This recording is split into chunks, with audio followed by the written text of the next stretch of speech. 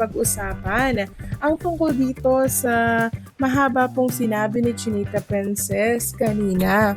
Sabi niya nga dito, finally opening day Cebu after months of preparation, planning, and hearing all your messages.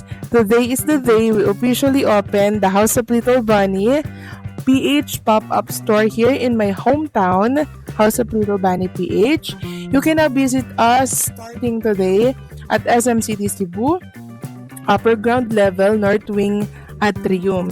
Being able to bring whole PH home feels too special. It's a dream come true. Thank you for the excitement, the love, the constant support, and the messages that keep pushing us to make this happen. Today, we open our doors for you. Come visit and come shop. Come celebrate this milestone with us. Magkita-kita ta Cebu Banyas. We can't wait to welcome you and share this memorable moment together. My heart is overflowing with gratitude.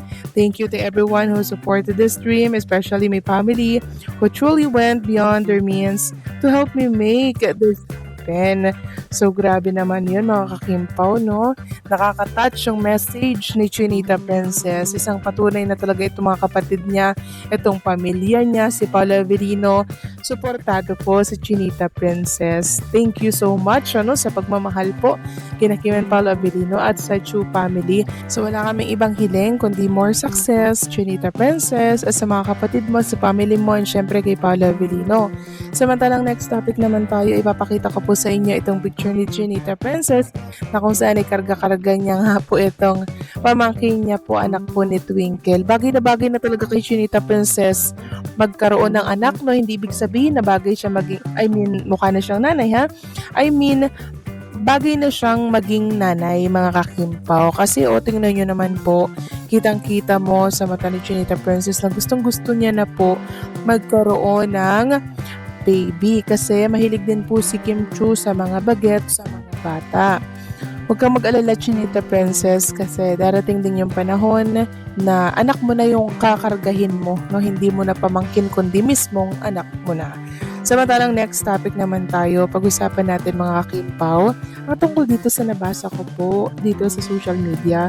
Sabi dito, since marami nga ang nagsasabi na sumama si Papi sa Cebu to support Kimmy's business opening, knowing andun mga kapatid ni Kim at brother nito na umuwi talaga ng Pinas from ibang bansa, hindi kaya napag-usapan na nilang tungkol sa kasalan ng Kim Pao. Abay, yan po ang isip naman ng isang netizen na isinabay itong usapan ng kasalan po ni Kim and Paolo Avellino sa opening po ng House of Little Bunny, kasi talaga umuwi pa nga naman si JP, ha, from ibang bansa yan mga kakimpaw. Kaya tinitingnan ng mga netizen na seryoso ang pag-uwi nitong si JP, hindi lamang dahil nag-opening ang House of Little Bunny sa SM City Cebu, kundi double purpose di umano. Abay, maganda yan mga kakimpaw, di ba? Kung kasalan na po ang napag-uusapan. Ibig sabihin, pag may kasalan, may mabubuong, opo mga kakimpaw, may mabubuong anakis, no, for Kim and syempre kay Paolo Avellino. Pero i-manifest na natin yan na matuloy na po mga kakimpaw, no, para hindi na po hanggang claim na lang tayo, kundi totoo na talaga. So bukas siguro madali lang din pong makabalik si Chinita Princess and Paolo sa Manila, no, dahil nga po sa mga commitment na naiwan nila. Grabe!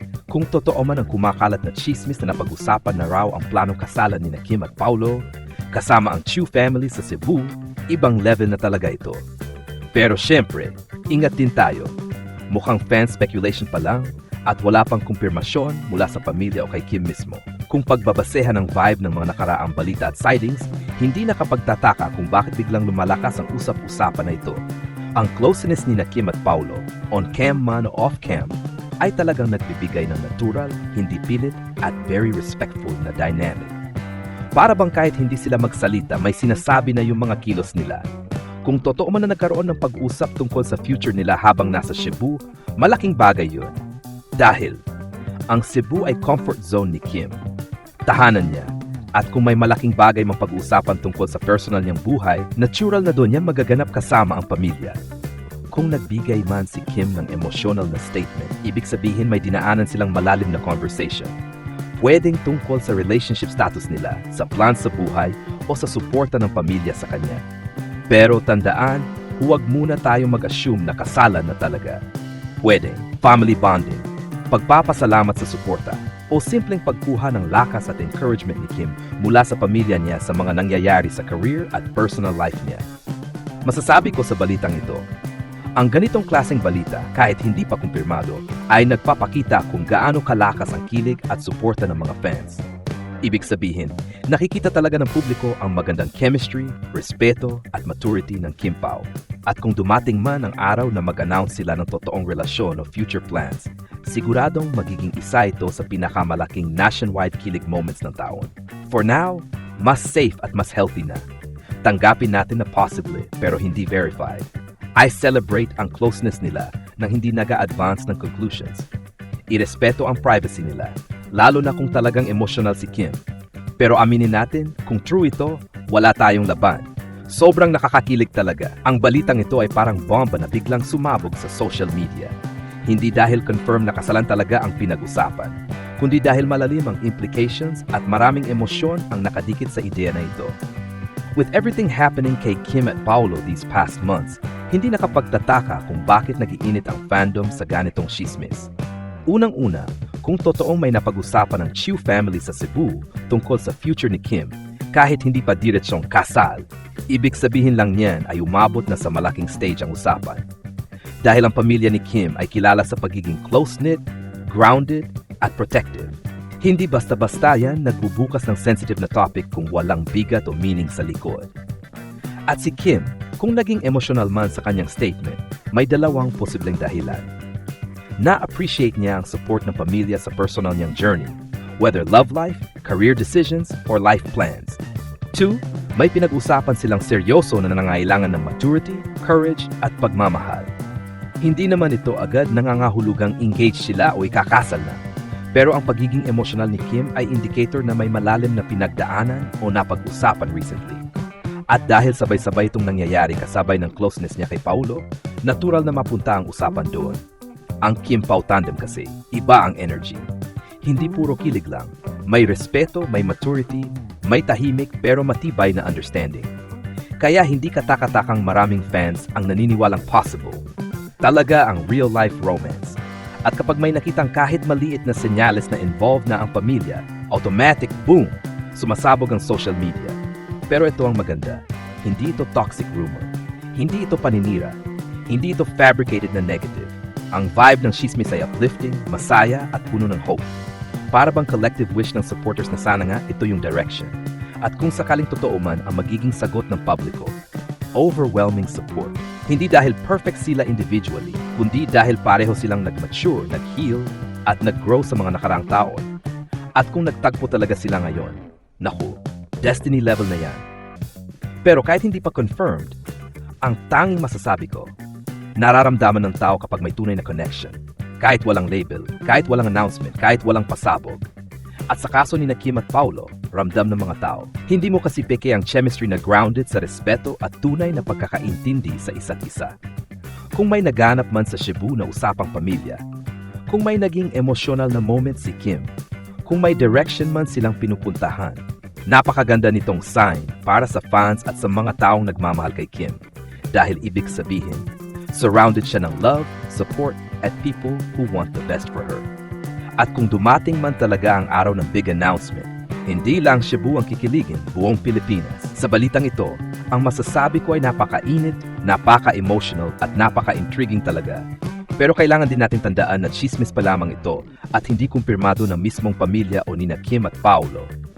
Pero kung titingnan ang context at ang pattern ng mga pangyayari nitong mga nakaraang linggo, hindi katakatakang mabilis kumalat ang ganitong klase ng balita. Heto ang masasabi ko. 1. Natural na mag-init ang chismis kapag pamilya na ang involved. Kapag nababalitang may napag-usapan daw ang Chiu family tungkol sa future ni Kim, kahit hindi pa kasal, ibig sabihin malalim na ang usapang nangyari. At dahil Cebu ang setting, mas may emotional weight ito dahil hometown at comfort zone ni Kim. Yung part na naging emotional si Kim, yun ang dahilan bakit lumakas lalo ang issue. Kapag si Kim ay nagiging emotional sa mga pahayag niya, fans automatically assume na may personal at heart level na pinagdadaanan. Hindi ito unusual, lalo na kung may malaking changes or decisions siyang hinaharap. Pero hindi ibig sabihin nito ay kasalagad ang usapan. Pwedeng career, family matters o general life plans. 3. Hindi na nakakapagtataka kung bakit kasalan ang lumalabas na anggulo. Sa sobrang lakas ng Kim Pao chemistry, pagkakaibigan at respeto sa isa't isa, maraming fans ang naniniwala na may deeper connection sila off-cam. Kaya kahit maliit na gesture, agad nagiging confirmation sa mata ng publiko. Sa totoo lang, kung sakaling true ito, walang tututol. Kaya mabilis yapin ng fans ang balitang tulad nito. Dahil pareho silang grounded, matured, at dumaan sa mga pagsubok sa personal life. Kaya kung may nag-usbong man, very healing love vibes talaga. Pero sa ngayon, hopeful, kilig, pero dapat kalmado. Saya pakinggan, nakakakilig at masarap pangarapin. Pero hanggang walang official statement, dapat manatili tayo sa supportive but respectful mode. Nakakilig ang balita nito, pero hindi pa dapat ituring na totoo. Ang mahalaga, masaya si Kim, supported siya ng pamilya, at may taong nagpaparamdam sa kanya ng respeto at genuine care, at yun ang totoong worth celebrating. Kung may big announcement man in the future, sigurado magugunaw ang social media sa kilig.